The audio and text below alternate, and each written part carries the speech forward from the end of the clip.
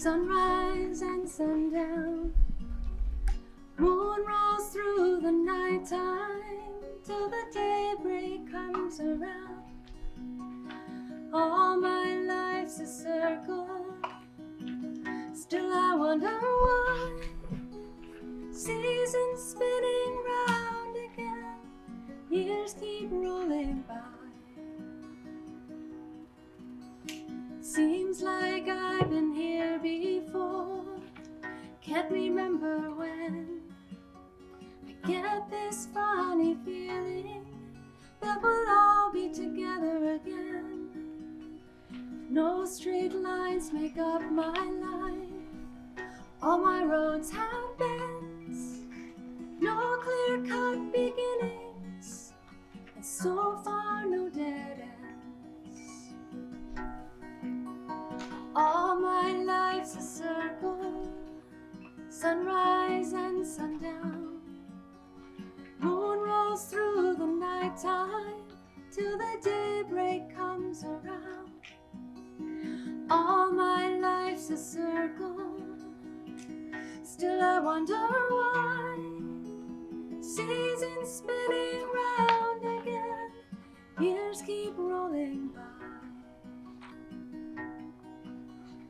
I've met you 1,000 times, guess you've done the same. Then we lose each other, it seems just like a game.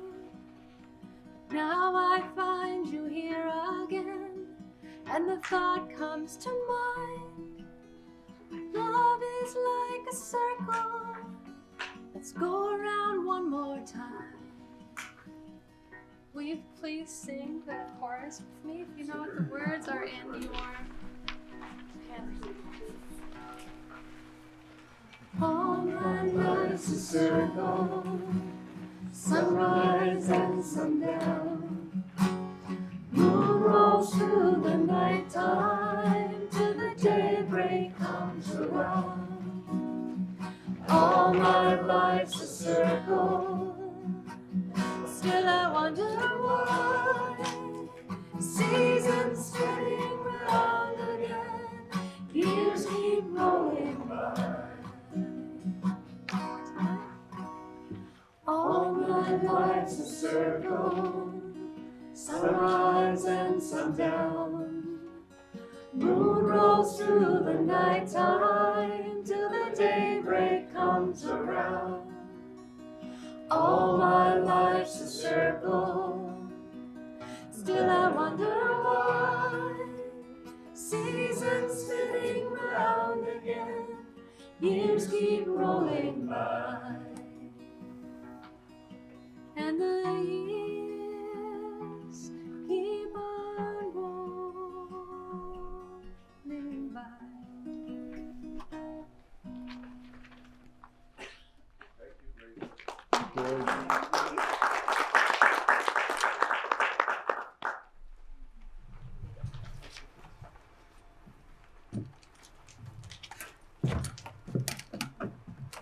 Let's see how this goes.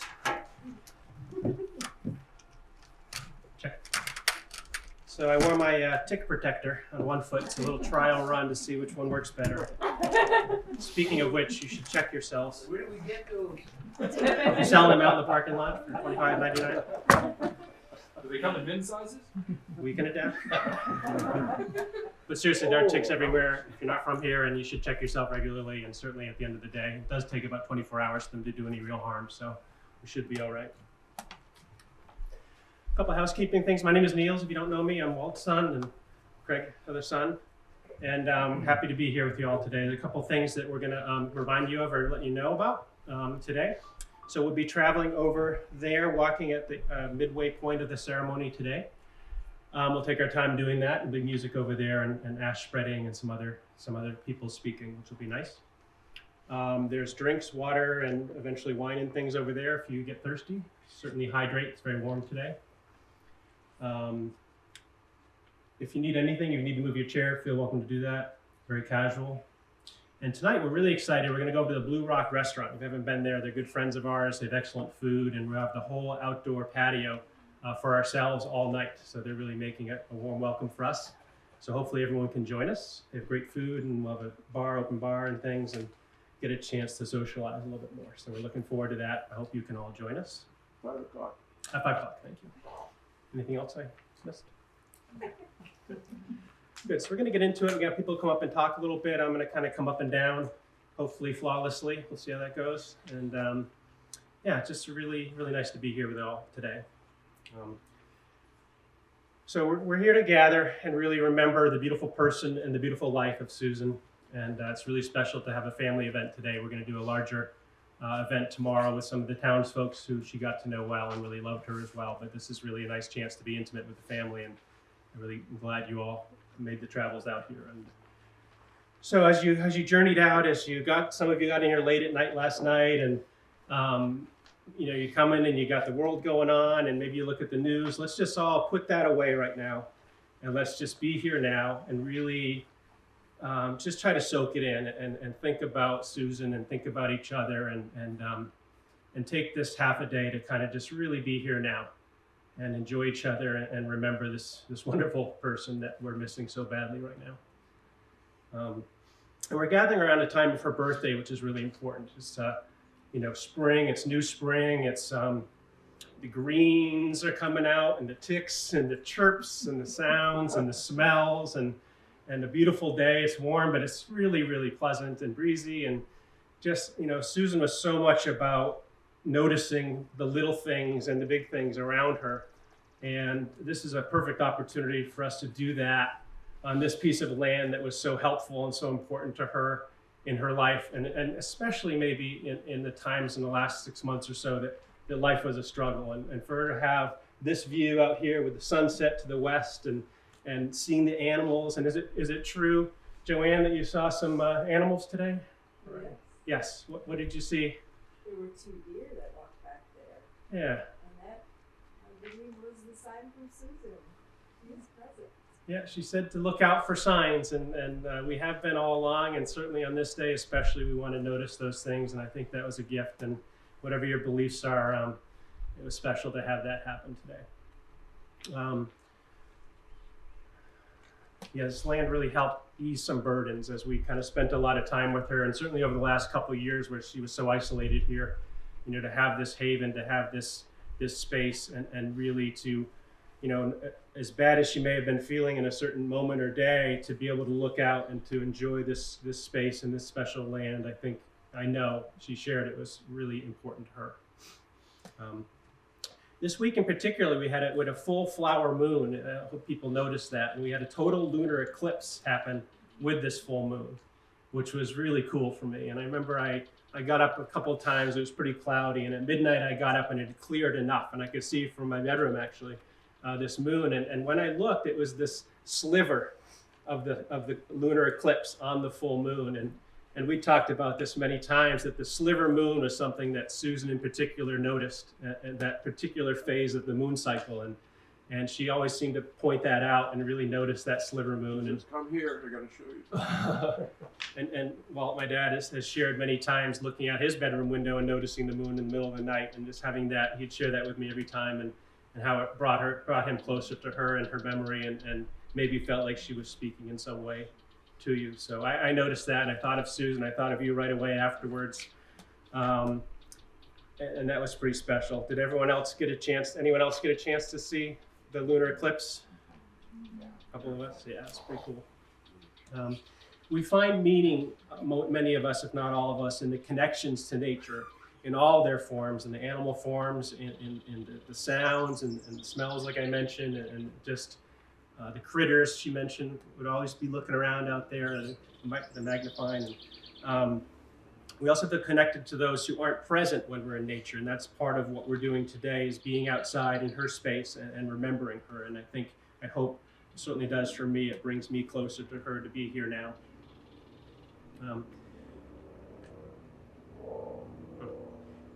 I'd like to invite us all right now to take a moment to soak in, be here now, to have some silence together, and just once that motorcycle is gone, to really listen to and smell and feel. If you want to close your eyes, I welcome you to do that, whatever you're comfortable with.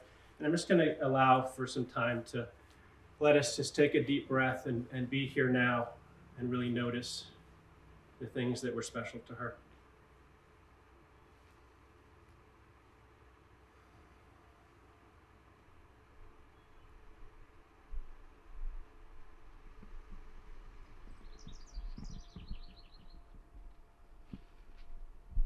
Thank you. Are we all here?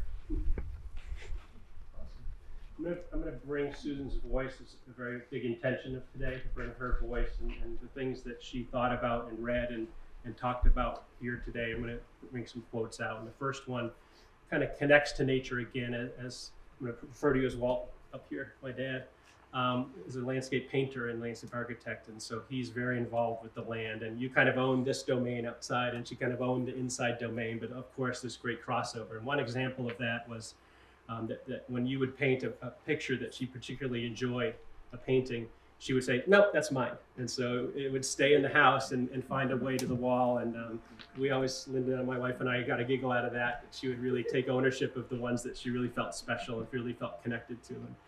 And she had in her diary, she had a portion of a quote from Walt about his painting, about what he thinks about and how he envisions his paintings. And this is a portion of that quote. It says, "Infinitely interesting, often inspiring, essential and benevolent nature surrounds us every moment, no matter our setting, urban or rural.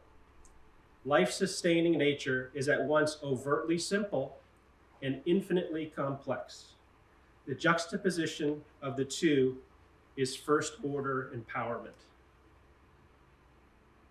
So just great words to kind of encapsulate kind of the connection of what you did, and that was special to her. She had that in her diary. So, as we kind of looked at what was close to her, especially in the last months, this was one of those things that kind of stood out.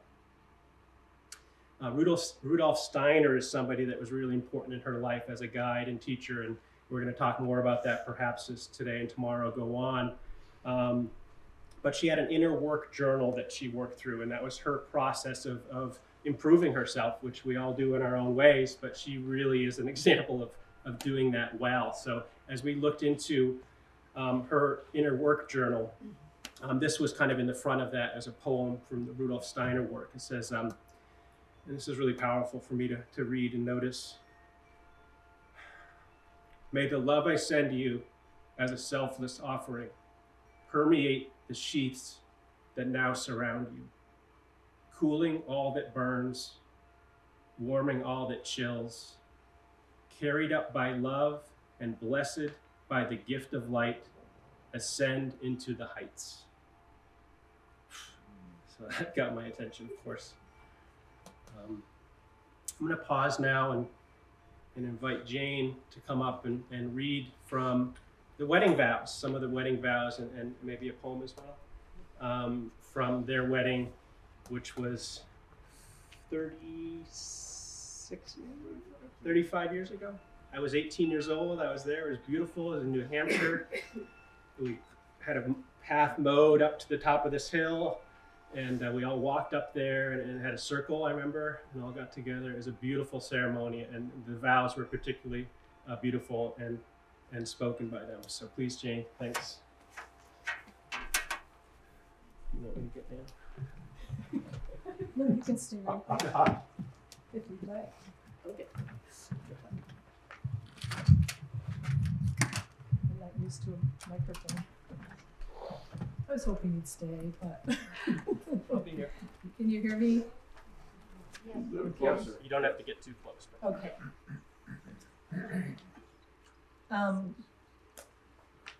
I spent quite a long time going over and over the vows, and I was asked to shorten it.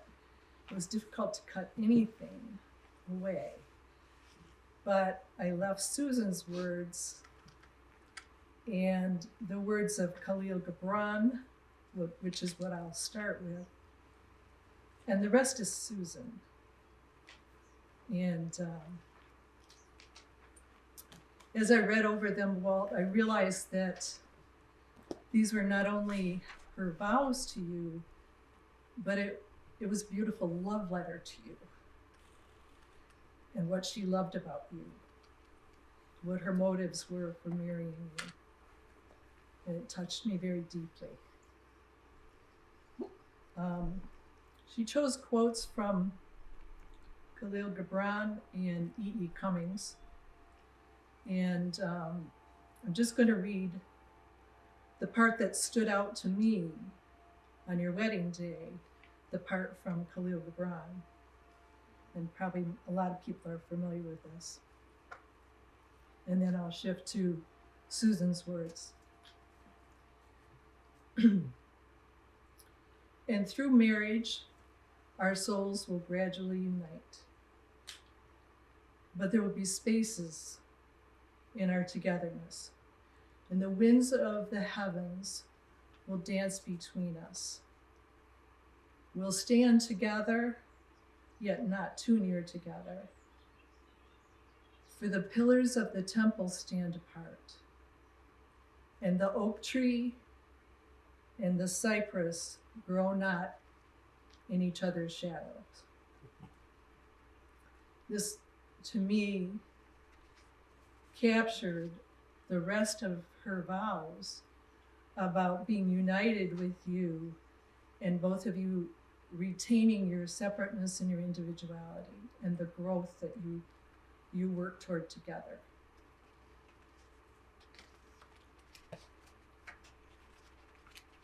Oh, I'm shaking. And then Susan said, I stand with you, Walt, seeking your hand in marriage, because it is with you that I want to be challenged. It is with you that I seek to grow and to develop a greater and deeper knowledge and understanding of love. It is through my relationship with you, Walt, and because of who you are, I have learned that through our separateness, we will each grow and we will grow together. You are not possessive, Walt. With you, I feel free to be myself, and you encourage growth and change. For these reasons, I wish to marry you. In you, Walt, I have found a true friend. When something is important to me, you are always there to listen intently. Your heart is always reachable. You are a special, caring man. You are strong, yet warm and gentle. You are gentle with me, and you treat me as though I am a special person. I appreciate the care with which you enter my space. You are a generous person, and through you, Walt, I will learn to be more giving. You're able to give of yourself unasked through your understanding of others. You are courageous and very trustworthy, and I have great respect for you. You are a responsible and hardworking person. Through your love for work, you are in truth loving life.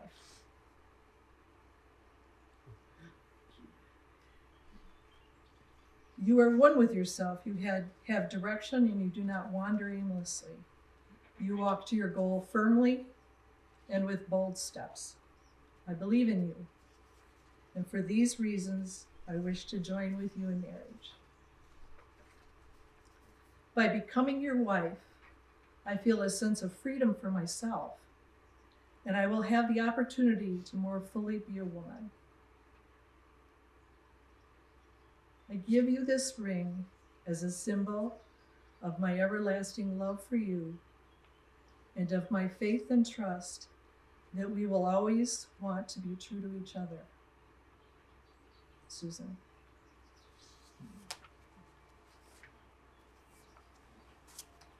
Thank you.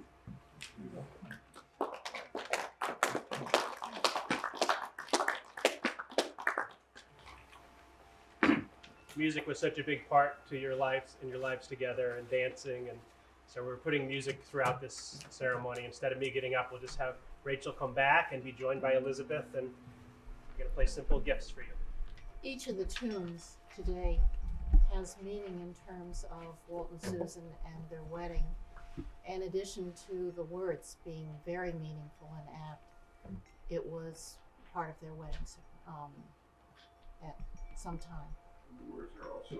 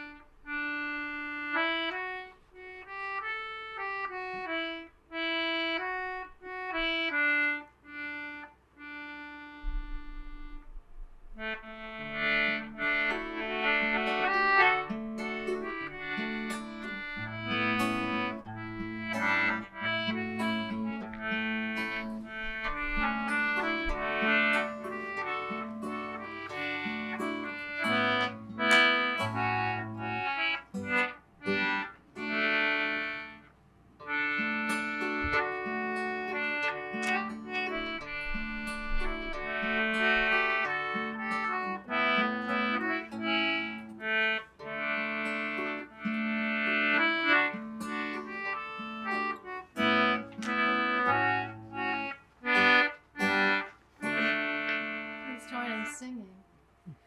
Tis a gift to be simple, tis a gift to be free, tis a gift to come down where we ought to be. And when we find ourselves in the place just right, it will be a valley of love and delight. When truth simplicity is gained, to bow and to bend, we will not be ashamed. To turn will be our delight.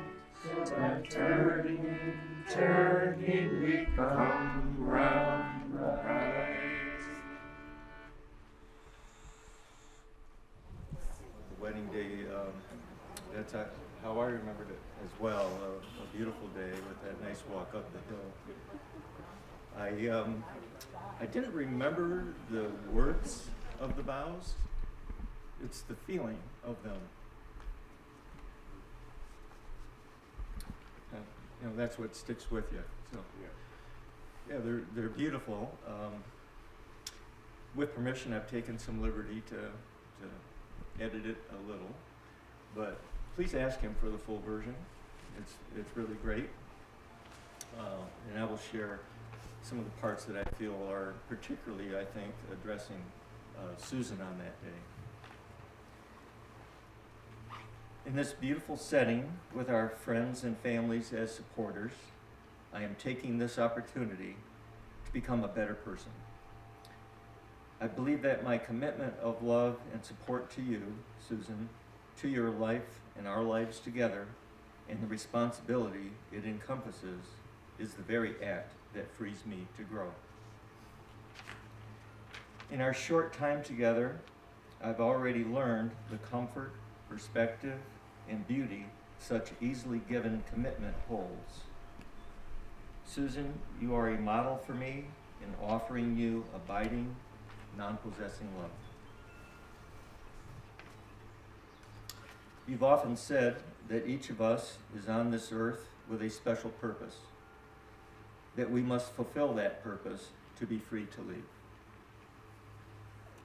I choose to commit my life to you because I realize you hold the potential to help reveal this purpose to me. I wish to learn more about faith and trust. Your honestly held beliefs are exciting examples to me. Susan, your ability to dig inside yourself and for what feels right is an inspiration to me. I wish to know more often, as you seem to, that what I choose is correct for me. You have the ability to communicate so very much, quietly and silently. My desire is to learn to express myself more fully, without the static of my mind, but rather by quiet actions that have mindful attention behind them. I expect your presence to influence my ability. Susan, you exhibit the purest form of humble strength and courage. It is inspiring to me to be close to such unassuming and selfless strength. It is one of your many special beauties. Your free, unbridled laughter and other expressions of joy have been a part of our relating from our first moments. I wait for the day to not be embarrassed by your spontaneous laughter in the movie theater and to be laughing as fully as you. I'm shocked that you often find me funny and hope I don't do anything to change your perception. Susan, I commit to you my love, my attention, my purpose, my trust, my intuition, my ability to communicate, and my humility. You are a beautiful person in the deeper, more important ways that we choose to use that word. Susan, you are beautiful. I wish to be an important person in your life, one that will aid you to be a fuller and better person. And I seek the strength to take full advantage of your gifts. Susan, I love you for who you are, and I'm proud to be your husband and friend.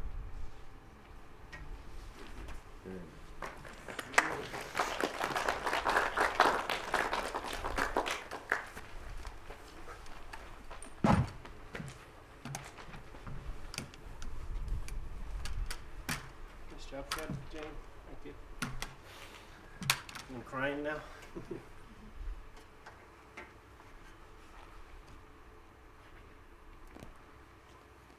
Technical difficulties.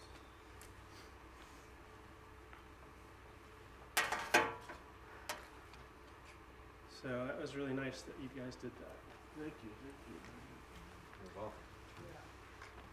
You know, writing was also a big part. Many of us got letters every year from you both, and I know you were the impetus, and she was the editor, and what came out of those collaborations was magical, and I've saved every letter. And anyone else have any of those letters? Oh, yeah. Yeah, they're special, and it's always personal, and there's always some quotes there that are really specific to the tone and the theme that you wanted to represent that year, and what you thought about throughout that year. And I know Linda and I eagerly look forward to those every time. And you know, it's just one example of your collaboration that was really clear to see and hear and kind of soak in. You know, and once she passed, you know, you were tasked with the unenviable task of having to produce this obituary, and I know it was a huge undertaking, and especially at that time when you were so raw and hurting. And I know you had some help from another editor in your life, Molly Babies, and really kind of brought it all together. And so many comments from people in town and people just I've talked to, just how beautiful it was. And we wanted to bring some of that to today's ceremony, and not the whole thing, but just a few segments that I've chosen to share. So I'll do my best. Their romance began in 1981 at a contra dance in Northfield, Mass. May I have this waltz? She was at that moment and onward a luminous being. Within a month, both being courageous, Susan and Walt were on a 2-week wilderness canoe camping trip in Quebec. It went well.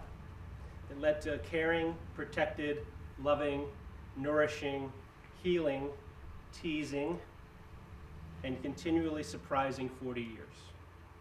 Her bright and playful spirit filled their home. Gentle, kind, courageous, strong of will, spiritual, generous, deferential, Susan was the brightest of lights, yet a quiet light.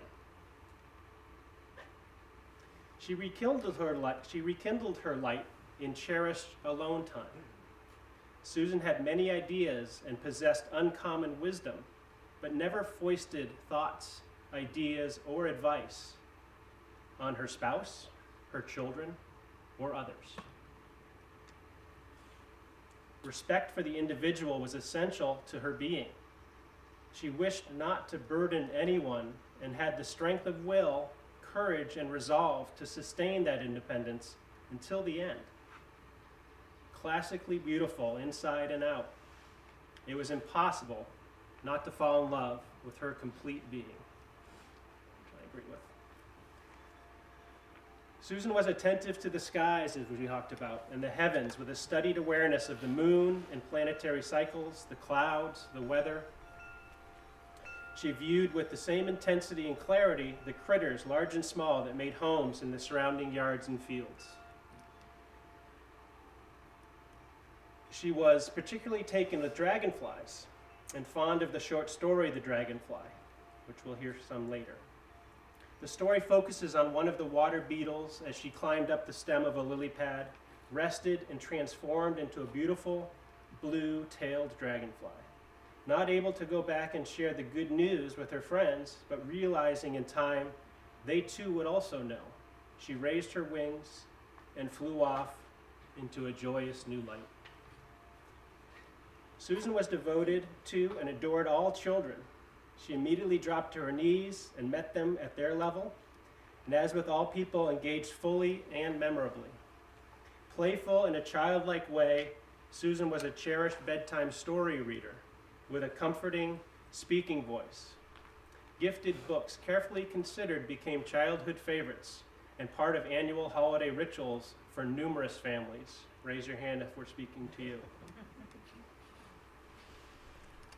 On many Canadian wilderness canoe trips, Walt paddling slowly, Susan would face Walt and read aloud, exploring nature and the universe together.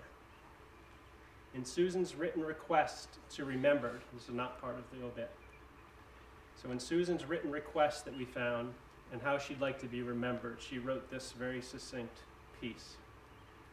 Please say the following things about me. Please know that I have been a loving person for all of my family members, and especially my children. With that focus on the children, I'd like Michelle to come up.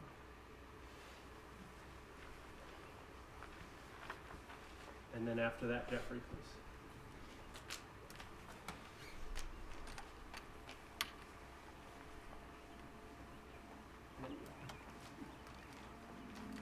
Don't stay.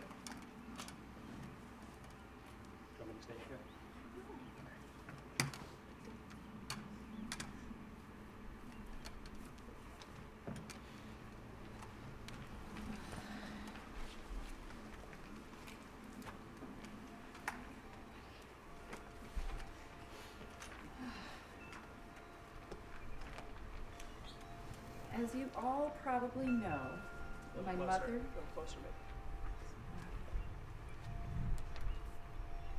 As you all probably know, my mother loved to laugh. She was a truly lovable soul, bringing her playfulness with her wherever she went. She always greeted people with a smile and looked for the best in them. My mother was blessed with many gifts, allowing her to live a joyful and fulfilling life. She was born with great physical aptitude, permitting her to engage in so many of her favorite activities.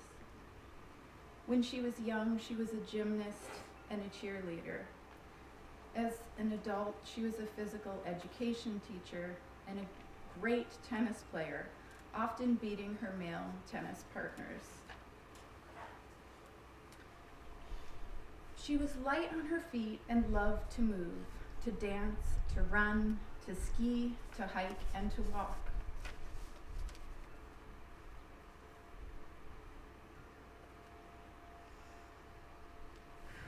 We went on so many great walking and talking adventures together. When she came to New York, one of our favorite activities was to walk across the bridges. We would often go all the way from Brooklyn into Manhattan and back to Brooklyn again, sharing stories, taking in the sights, the fresh air and culture. If you didn't know my mother well, you might not realize she had incredible inner strength and determination.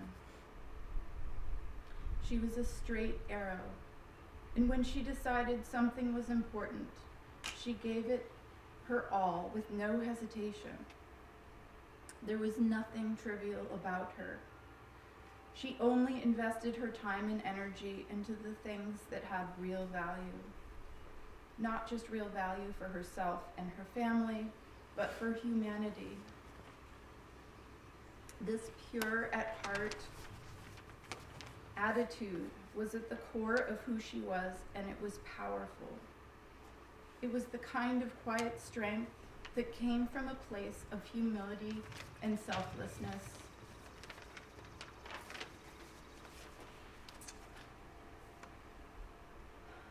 My mother resonated deeply with the philosophy of Rudolf Steiner, inspiring her to continuously explore her spirituality, expand her mind, and embrace ideas that were ahead of her time. Steiner also inspired her to become a Waldorf school teacher, as well as a Dr. Hauschka skincare employee. And it inspired her to embrace organic and biodynamic farming. One of her great joys was to go to local organic farms to get the products she needed. She especially loved thick, rich, raw cream. She was famous for filling her coffee mug with heavy cream and adding a little bit of coffee. In recent years, she made rich, flavorful butter, and we all cherished and enjoyed that. My mother was also a healer. She healed everything around her, mostly by being empathetic, listening, and being supportive. She loved to learn about natural healing methods, which she consistently studied and implemented right to the end of her life. If it wasn't for my mother's healing gifts, her gentle wisdom, and her open-mindedness, we would not have maintained the strong bond and friendship that not only got me through the most difficult times of my life, but also brought me the most joy.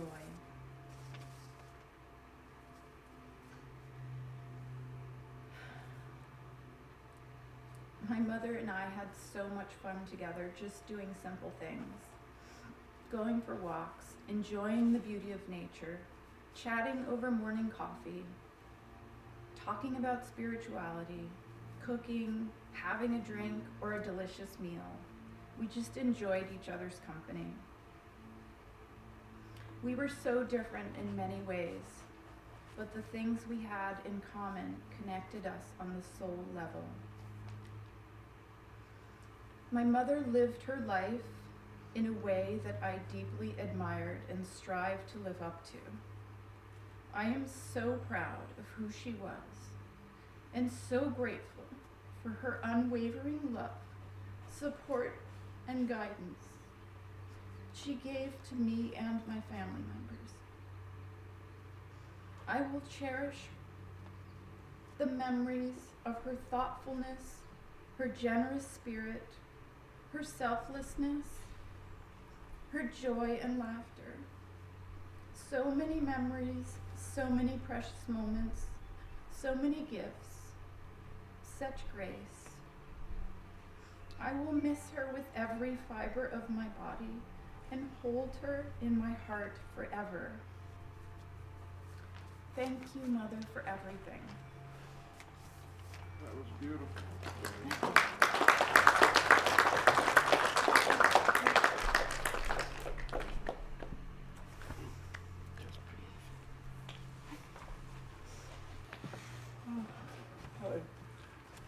I owe a lot to who I am to my mom. She's such a great example for me. She was such a beautiful person. She was a wonderful mom and a wonderful grandmother. An incredible work ethic that she instilled in us. And our visits with me were wonderful. We would go to the beach in the morning and she would walk and I would surf, and then we'd go to the coffee shop, which she loved, and we'd go to the fish shop, and then we'd go to a brewery where everybody giggled and drink, little old ladies drinking the darkest beer in the place. But it would take us all day. It should have took us a couple hours, but it would take us all day every time. It was so much fun just hanging out with her. She was such a wonderful person. I'll read a little story.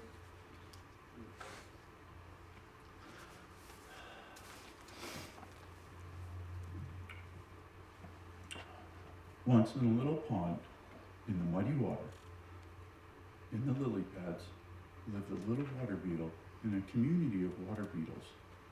They lived a simple life in a comfortable pond with few disturbances or interruptions. Once in a while, sadness would come to the community when one of their fellow beetles would climb to the stem of the lily pad and never be seen again. They knew then, when this happened, their friend was dead and gone forever. Then one day, a little water beetle felt an irresistible urge to climb up the stem. However, he was determined that he would not leave forever. He would come back and tell his friends what he had found at the top. When he reached to the top, he climbed out of the water onto the surface of the lily pad, and he was so tired and the sun felt so good and warm that he decided he must take a nap. As he slept, his body changed, and when he woke, he had turned into a beautiful blue-tailed dragonfly with broad wings and slender body designed to fly for flying. So fly he did. And as he soared, he saw the beauty of the new world and far superior way of life that he had never known existed. Then he remembered the beetles, the water beetles, his friends, and how they were thinking by this time he was dead. He wanted to go back and tell them and explain to them that he was now more alive than he'd ever been before, and his life had been fulfilled rather than ended. But his new body would not go down into the water. He could not get back to tell his friends the good news. Then he understood that their time would come when they too would know what he knew. So he raised his wings and flew off into the joyous new life.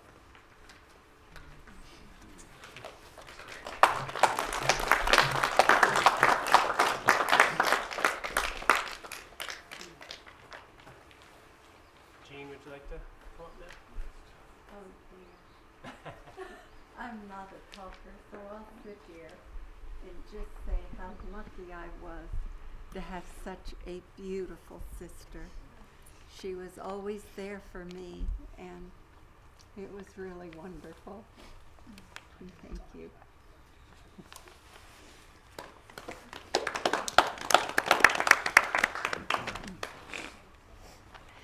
Now we're going to add some more music.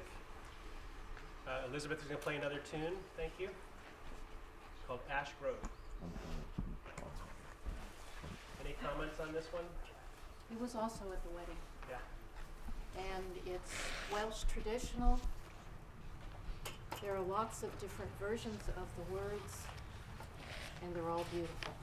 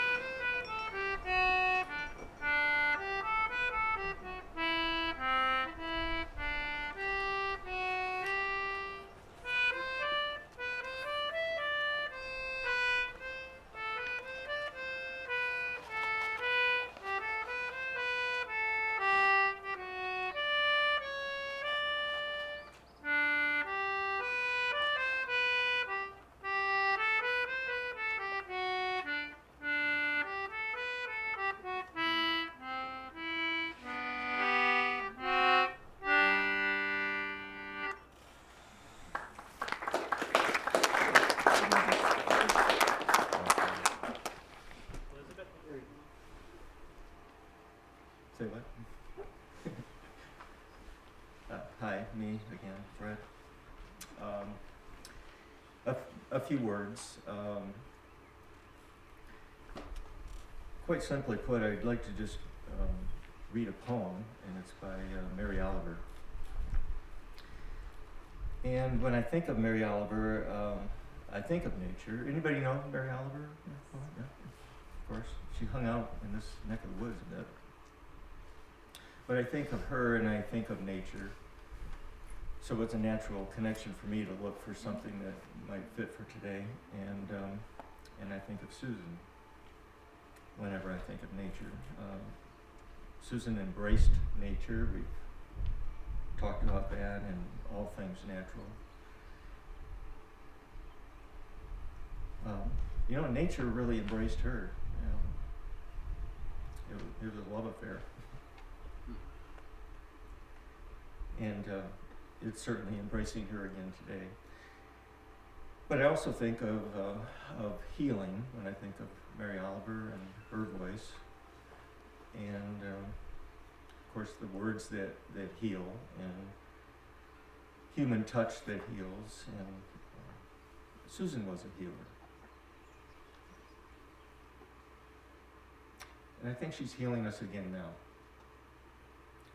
So if you're comfortable, as Niels mentioned earlier, I'm going to read the poem, but if you're comfortable with it, to just close your eyes and be present here and kind of focus on the words, and as you do that, if you could, I'll give you a moment, but if you could grasp one of your favorite images of Susan and you with Susan, and hold on to that image.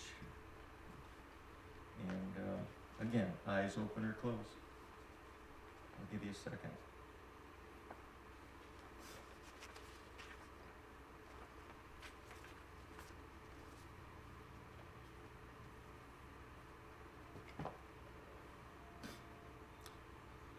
The poem is titled Sleeping in the Forest.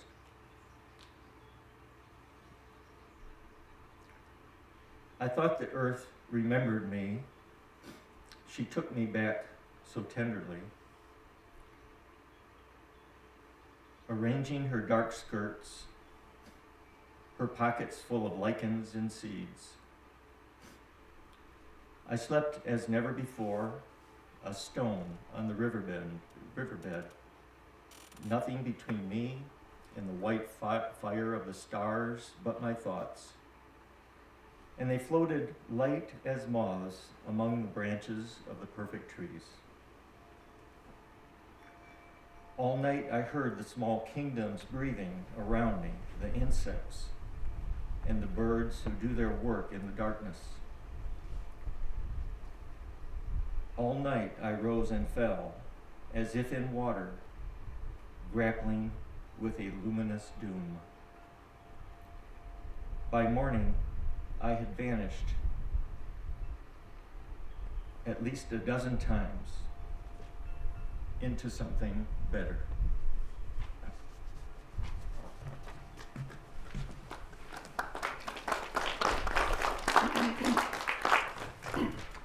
So many emails and messages in different forms came in after Susan's passing that brought great comfort to Walt and to the rest of us that remained. And we wrote a bunch down. I'm not going to share many of those because I want to focus on who's here, but what I would like to do is encourage you to participate a little bit here. And originally it was going to be to share a word that you thought of when you think of Susan, and just to share that out loud, to participate and to give us in each other some more comfort that we all need. But I'd like to extend that a little bit more based on what you were saying, Fred. And if that image that you have, that came to you, if you had one of Susan that you'd like to share that as well, that would be welcome as well. I will keep it brief because we're going to move over there, but just to allow maybe 5 or 10 minutes to kind of just join in and speak a little bit. I'll share mine briefly, which brought a chuckle to me. And one of the other things that Susan loved was crab cakes, and that's one of the things that Blue Rock has typically. And so Linda and I would make crab cakes very regularly over the winter and bring them over, and every time without fail, I'd get the woo out of Susan, and as bad as she may have been feeling that day, and how much pain a crab cake could get her to just light up and to share that, and it gave me so much to be able to do that with a simple crab cake. But that was mine. But I'd like, if everyone wants to, you don't have to, but just to share a word or an image that you had, I think it'd be really helpful for Walt and for the rest of us. Do you want to? I'm Craig, son of Walt. It was from the wedding. And the memories I had from the wedding, the grass, the path, the moments of silence during that wedding.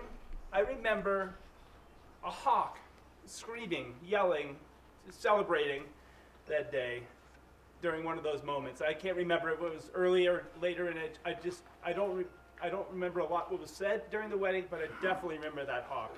Cool. Bringing that today, grasses, paths, mingling with you all before, and hearing that the bells today were her voice for this celebration, and just listening to that, and the birds and the deer,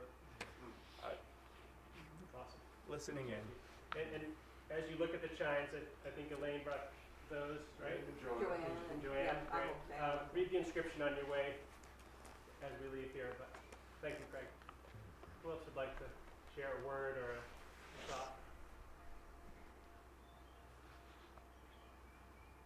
Susan was such a dedicated grandmother to Phoebe and Levi, and her time with them was always with such love and grace and thoughtfulness and care and humor and laughter. It was infectious. It was always so joyful and such a special part of our lives. And then as a personal connection, I just always was so excited when I got to sit next to Susan at the dinner table. I love her and her thoughtfulness and her energy. Thank you, Rachel.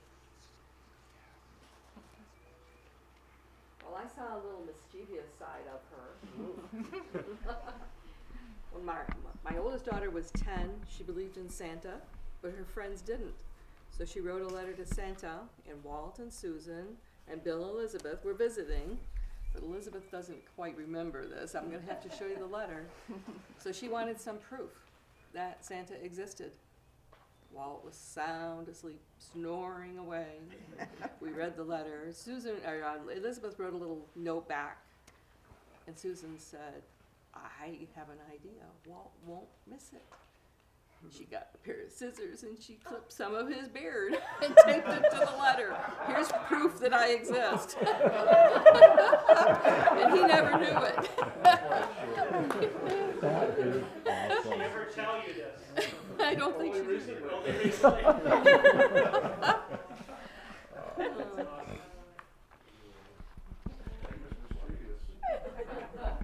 You'll never miss it, yeah. Susan had the ability to make just a small interaction feel really rich. And I don't know how many times, Elizabeth will remember this because you participated in this too, the Cudnohufsky family banquet, at a Christmas party or something. All the desserts laid out, and Susan had a sweet tooth, as I do, and I think Elizabeth does too. And it seemed mischievous, and it seemed very secret, but we'd whisper to each other and then go up and cut pieces off of everything that we wanted. We wanted it all because it was all great, And she was the instigator a lot of the time when it happened. And it felt like a very private kind of moment with her in the midst of the big family. That made me feel very welcome. I think very much of her eyes, because and I had a lot of chances to be with Susan at many different levels. And it was always her eyes that were direct, that looked at you, that expressed emotion. And I guess you could say that was the window into her. But that's what I think of first, are her eyes. And of course they were beautiful blue.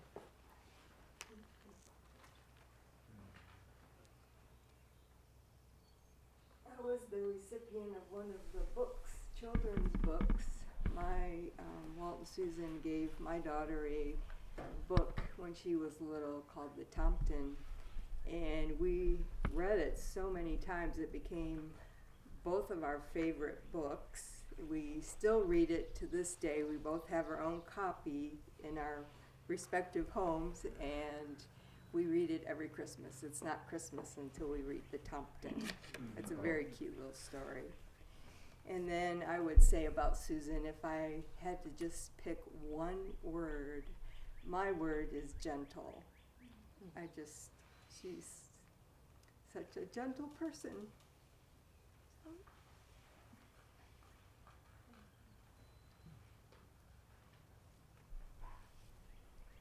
Can I introduce you a little bit before we move over, Ton?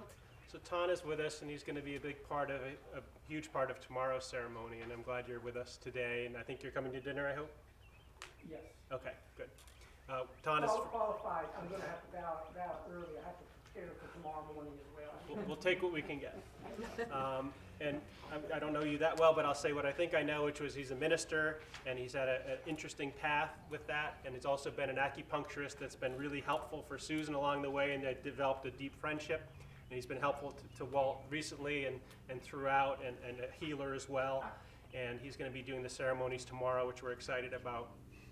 Part of what we're going to do over there, and you may have more to say about this, Ton, is to do some ash spreading, which can be interesting. And what we have here is a wooden box made by master craftsman Bill. And I think the pillow is made by Elizabeth. Is that accurate? Right on top of here. Yep, thank you. We also have some seashells that Linda's collected over the years as she wanders the beaches of the world, and we thought those would be good, useful tools and natural pieces for us to use in the spreading of the ash if you want. It's completely voluntary. Anything about the flowers there that are worth mentioning? Or They're her favorite forget-me-nots, and they're blooming this year. We need to say that, maybe Bill wants to speak to it, but the tree, the tree is an ash tree from our land, and Bill started with a 30-inch tree and made the box from that.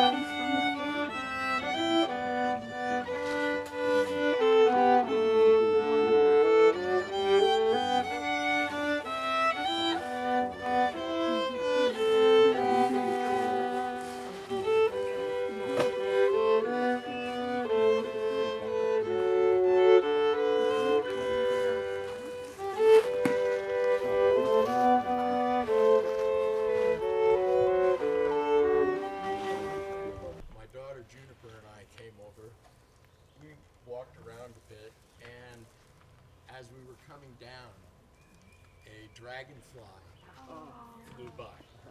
So I thought that was a real sign. I think that was right there. So, Thank you. I wanted to thanks, Robert. In the woods are Levi and Phoebe, Craig and Rachel's son and daughter. And there was a request to do Baroque music. Maybe we'll hear a little bit more for a minute from Susan. So they learned this piece for this, right?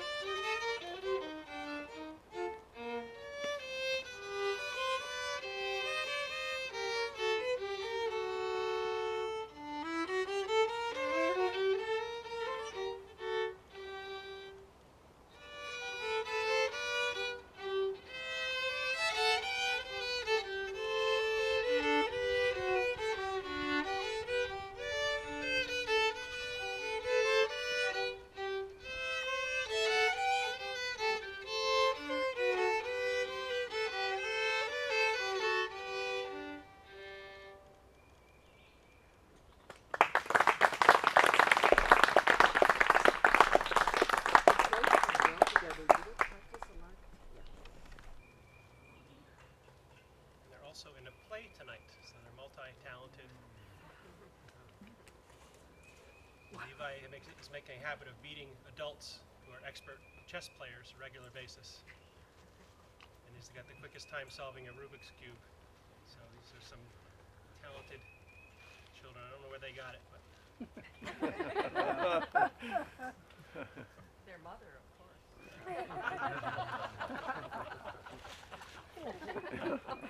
It never changed. We're taking names. Yeah, they need that.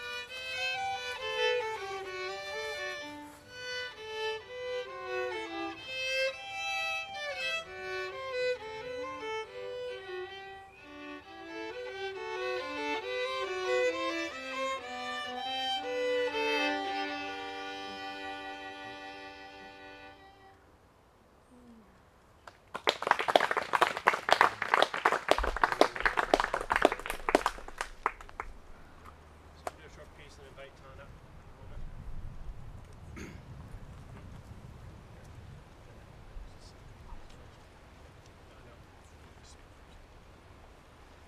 So another thing I wanted to share in this moment is something that also Susan had in the front of her book on inner work that she kept by her bedside, and she had very select things, if you were able to visit, that she kept near her at all times, and this is one of the things in the front of that book on inner work that she had, and it's short. I'll read it twice just so you can.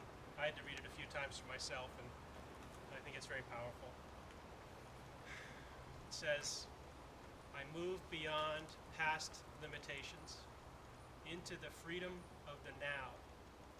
It is safe to be me.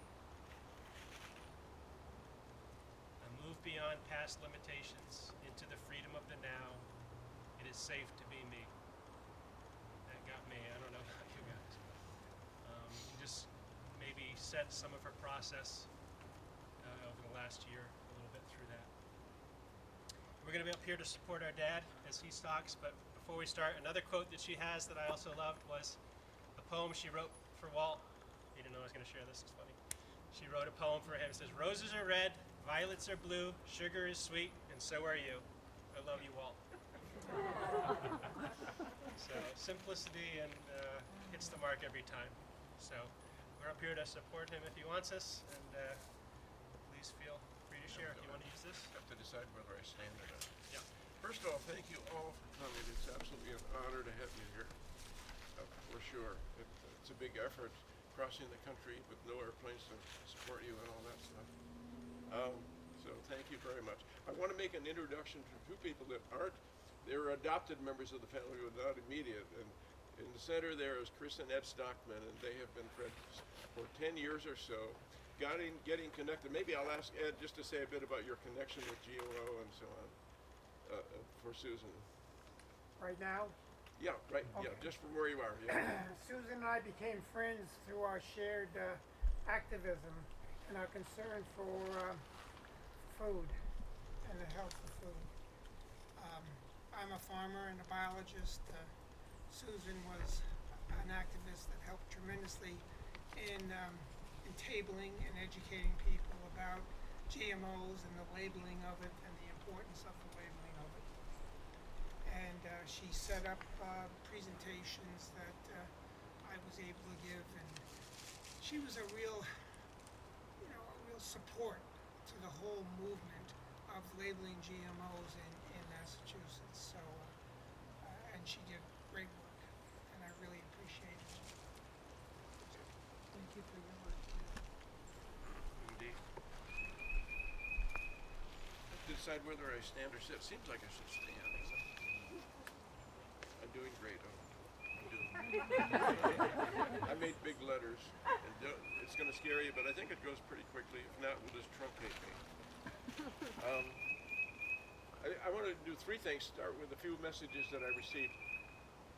Maybe well over 300 people have written things. There's amazing consistency in what people have said and how they've experienced Susan. Some of them only meeting her once, and many knowing her deeply, but the consistency was matching what she was as a person. And consistency in her manner. Most used were the words kind, light, beautiful, grace, and joyful. We heard them already today. And in just a couple of them, with those groupings, there were bright light, gentle light, luminous, beacon of love and light, and many other versions.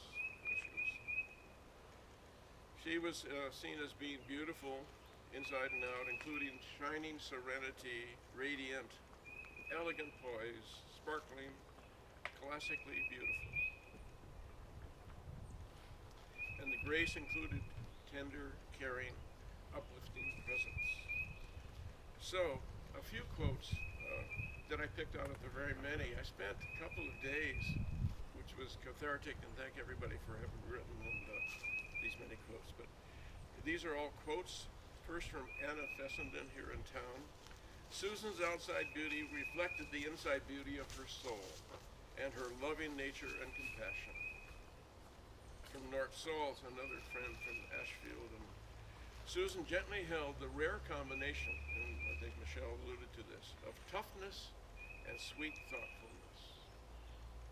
As a Waldorf parent, says Mary Wilson, it's easy for me to respect and admire Susan's many unique contributions in the realm of educating young people. At King's Gym, where she went for 15 years, she said, I used to tell Susan, so this is David Keith, he said, I used to tell Susan she put me to shame because she was always working hard, harder than me, and always with a smile. And Hannah Harbisher said, what an amazing woman. She was fully awake to the beauty and wonder of life. And Bird Anderson said, I remember the first time I met Susan so vividly now. I recall her light and the uncommonly beautiful and comforting home that she so warmly welcomed us into. I remember her quiet, elegant poise and soft smile, a gentle soul. Bird Anderson. Am I doing good? Still doing great. I'm doing great. Good. Sylvia Olcart, the banker, says, I was always impressed with her kindness and gentle ways. She has truly made a difference in my life. And Jamie Olander, a fellow worker in massage therapy and others, says, I truly thought of Susan as a mentor from our first meeting in 2004. Susan was such a darn good trainer, patient, loving, understanding. I still think of her words and her hands, and when I do my own treatments and trainings. I loved her stories, her humor, and feel very blessed to be among the many she touched. Jamie Olander. There is so much to celebrate about Susan. She was a bright light that shone whether you were with her in person or speaking on the phone. I first met her as she was leaving Dr. Helschka, but I felt really connected with her at the eurythmy class that she taught at Dr. Helschka's offices. She touched my heart in a way I don't know how to describe. She made me smile. She made me happy to be in her person and speaking to her on the phone. I can hear her voice in my head. Terry McKinney. And we are writing to wish Susan a very happy birthday today. We hope that she is doing well. Even though she is older than we, she always appeared and behaved younger. The story we tell often is Susan can have a cookie sitting on the desk in front of her and take hours to eat it. Now, how phlegmatic can one be? I hope she's still able to do that, they say. So we miss the times we have gone to dinner together. Please wish her a happy birthday from Susan and Clifford Kurz, and this was in 2012. So just a sampling of the wonderful messages that are uplifting for me.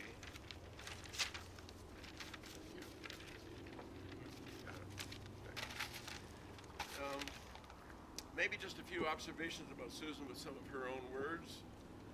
I wish to share the observations that really most focus on her inner resolve, which was potent. She had a strong will, and being close to it was very obvious. So, for breakfast, our yogurt, fruit, granola breakfast received her discerning artistic treatment. The bananas had to be sliced uniformly and thin, and uniformly placed on the bottom of the dish, which was covered with side hill yogurt. Extra dark maple syrup was slowly dribbled in a perfect uniform spiral. Then followed by a little granola, carefully sprinkled, and her soaked, dehydrated organic nuts. Attention and intention were abundant in every act Susan undertook. In my design world, I often tell clients that there are three key variables for design. Fast timing, Robin might associate with this one, low cost and high quality. Again, for the ring, fast time, you get it quick, low cost, or high quality. And I tell the clients you can only have two of the three. Susan had no problem eliminating timing. So, we often joke that she would have a hard time making it as a short order cook. She agreed. She said it would be the worst nightmare of her life. She was methodical and used considerable time in grooming, but as a result, she was without exception impeccably beautiful. She followed my dad, who once said to me in a moment of necessity, "If it's worth doing, it's worth doing well." So she was there with him. I have to admit that Susan was not easy to live with. Yet she was very easy to live with, but simultaneously easy to live with, because she set such a high, outwardly unachievable standard for all things, and despite personal desire to do so, I was perpetually falling short. She had the highest expectations for herself, and by implication only, not by voiced request. She didn't ask for it. For me as well, but I knew she was hoping for better. One of her gentle graces was her reserve in this regard, and only on occasion when the trespass away from the expected standards was so egregious, she would gently remind you that there's a better way to accomplish this particular thing. Robert resonates with that. Strategic times, such as a few days after our marriage, Susan approached me, finishing up in the bathroom, and said, "I have something I would like to say, but only when you're ready." I said, no, I suggested. She says, "When I see your good clothes on the floor, I worry that they're going to last, but I will not pick them up. I would appreciate your help with your own clothes." At that moment, I knew whose house I was living in.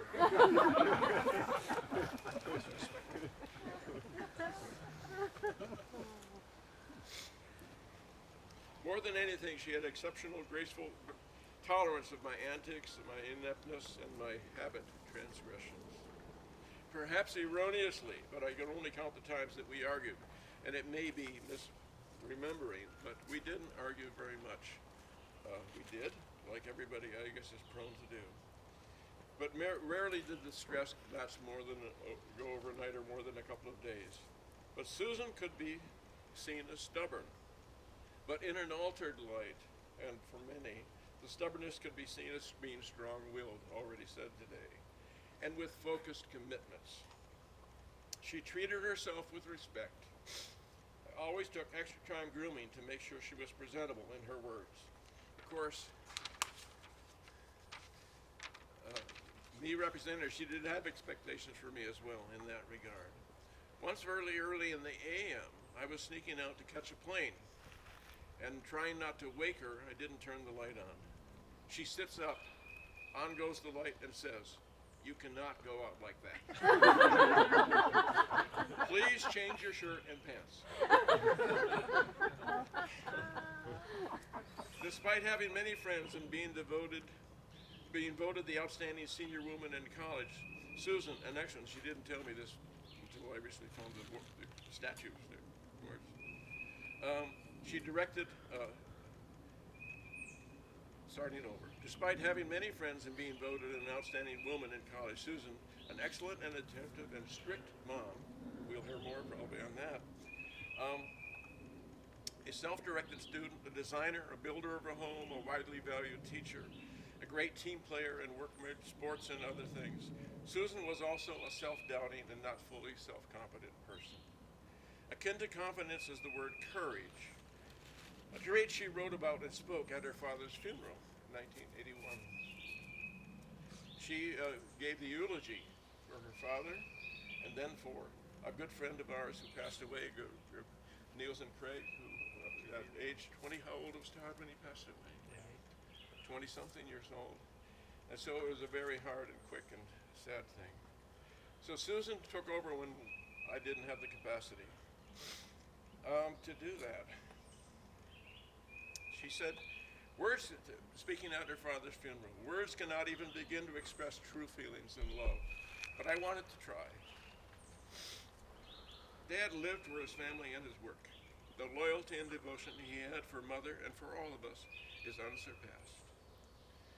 She goes on, I was always a shy little girl, and Dad never gave up trying to help me have the courage, the next word, to step forward and to do what I had to do. Only a few years ago did I really learn that courage is one of the most important virtues to work towards. That's why I wanted to bring these thoughts forward this morning for Dad and for me. As already has been said, Susan was quick to kneel, meet children at their level. Her chosen definition of empathy by John Cunningham portrays what she practiced, in the full presence to what's alive in the other person at this moment. Susan was as good as anyone could have been, having empathy for others. A quote she highlighted in her journal epitomizes her intent, by Henry David Thoreau. Could a greater miracle ever take place than for us to look through each other's eyes for an instant? So important, I'll read it again. Could a greater miracle take place than for us to look through each other's eyes for an instant? Susan did possess uncommon courage and compassionate empathy, in the words of Bob Marley, and from her journal she noted about courage. You never know how strong you are until being strong is the only choice you have. She exhibited more courage against heavy odds than I've ever witnessed in any other person. Her fun-loving, life-affirming, and gentle and luminous being always. It was my habit to write an appreciation letter for her birthday, which was May 26th. Our anniversary, August 9th, I do remember it, Christmas and Valentine's. But I just randomly, she saved every letter I found from the very first time I wrote her early in the relationship. And so I couldn't pick one, so I just randomly picked one, which I'll read, I think, now. So I had started with a quote as well about her, already having noticed some things about perfection. Perfection is not attainable, but if we chase perfection, we can catch excellence. That was Vincent Lombardi, a good coach. What team did he? Green Bay Packers. There we go. So, excellence is an art won by training and habituation, sorry.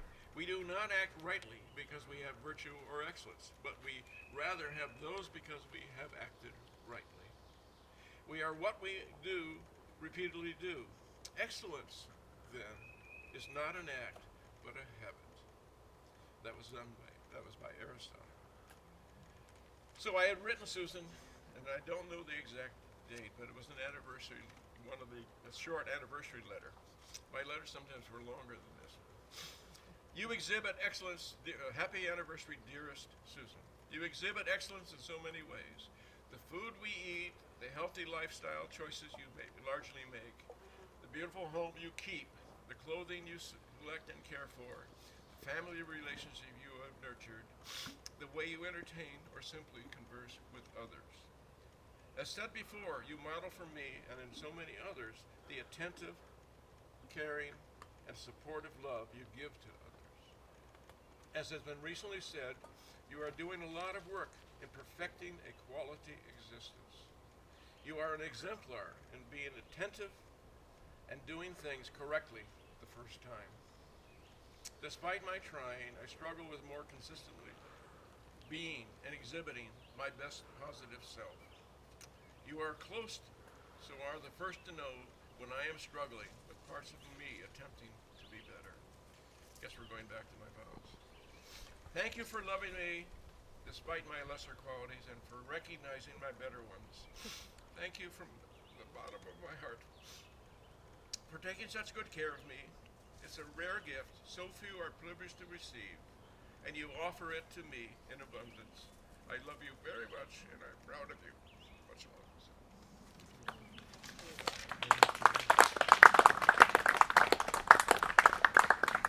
Thank you all for listening. First of all, say how honored I am to be asked to take this role. I, like everyone here, love Susan. For those of you who may not know, I am the pastor of the Plainfield Church. Plainfield is a suburb of Ashland. Yeah. You know? Been there for 13 years. Have an acupuncture practice in Sheldon Falls. I think I met Walt and Susan at the bar at Hope and Olive, where Susan was enjoying her dark beer. And from the start, as you all know, it's so easy to gravitate towards Susan and Walt because you were such creative, open-hearted people.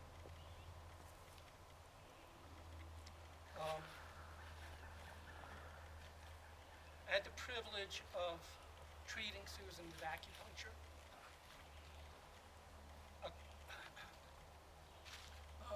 Witnessing her going through her passing process,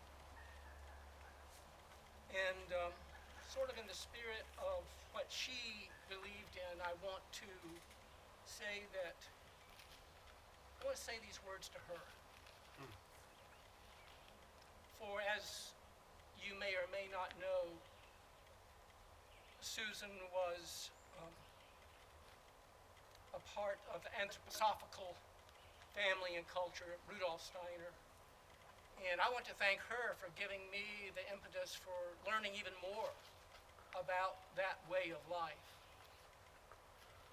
It is said in that way of thinking that as we cultivate gratitude, as we are doing today, for who she was to us,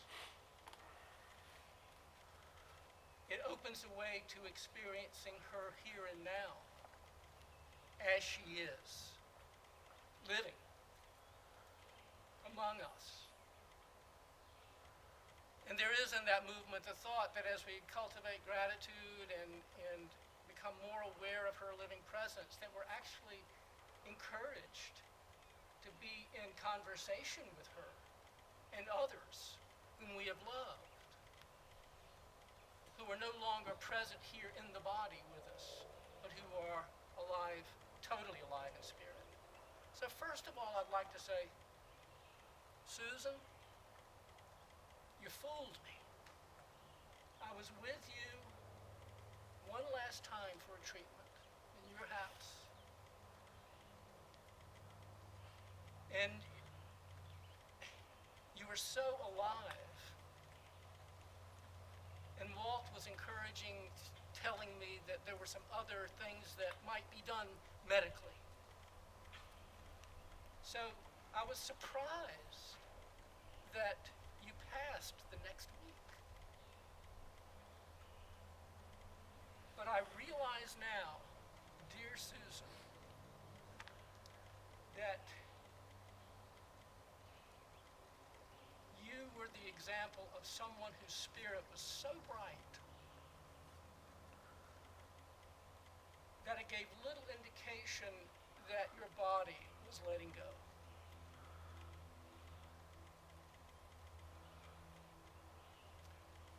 I've been a pastor for 40 years.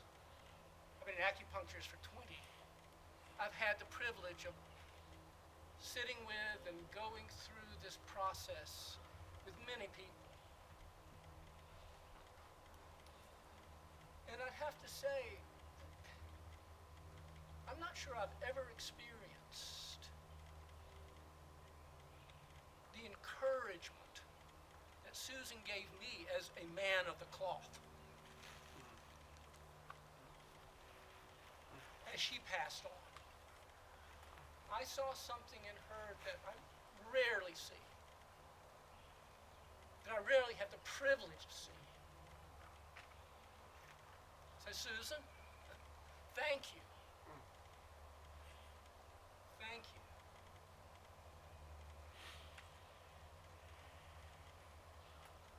Let's pause just for a moment or two. Let's connect with our breath, the Spirit itself. You know, we speak of things spiritual, often thinking that it's different from things of the earth, and it's not. It includes our bodies. This is where I connected with Susan as well. For her, spiritual meant the heavenly realms and the earthly realms joined together perfectly. Let's become aware of Susan's presence now with us in this place at this time. And the Great Spirit that holds us all lovingly.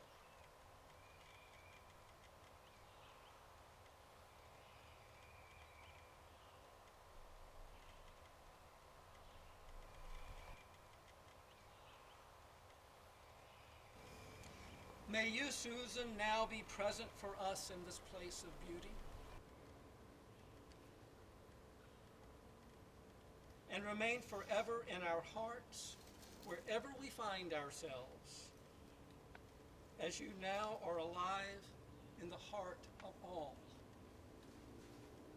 So be it.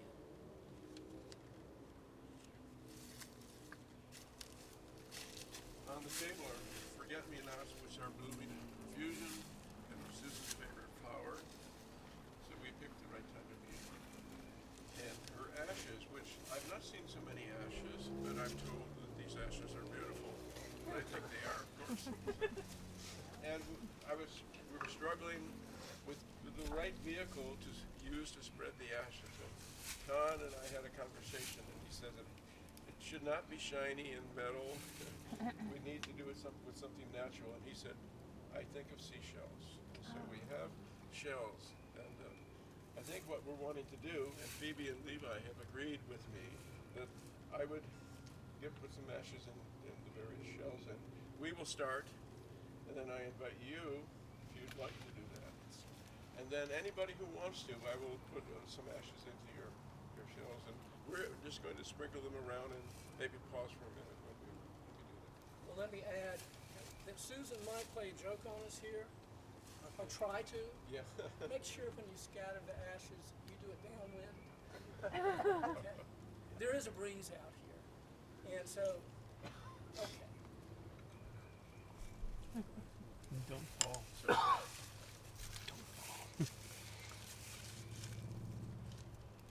We won't scatter all the ashes today, but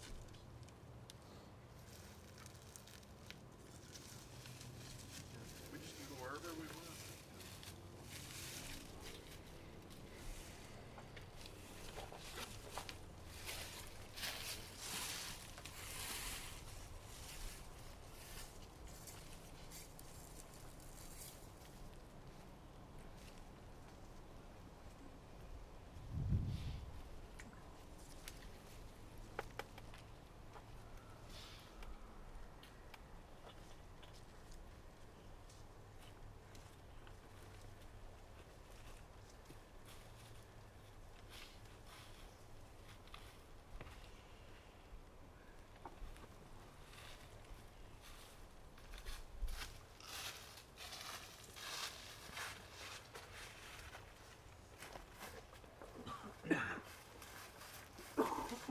And I can say that it was Susan's request to have her ashes scattered on the land. She didn't say specifically here, but when we were doing a walk in the field, she gestured here. So that led us to do it.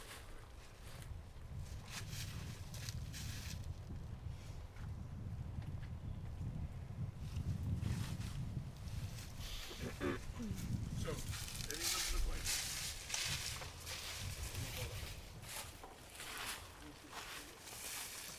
Would you like to spread some ashes? Yes. Please, anybody who'd like to come up.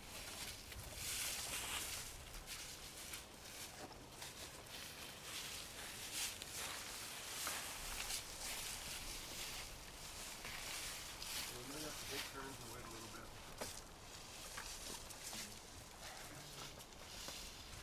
Oh, sure.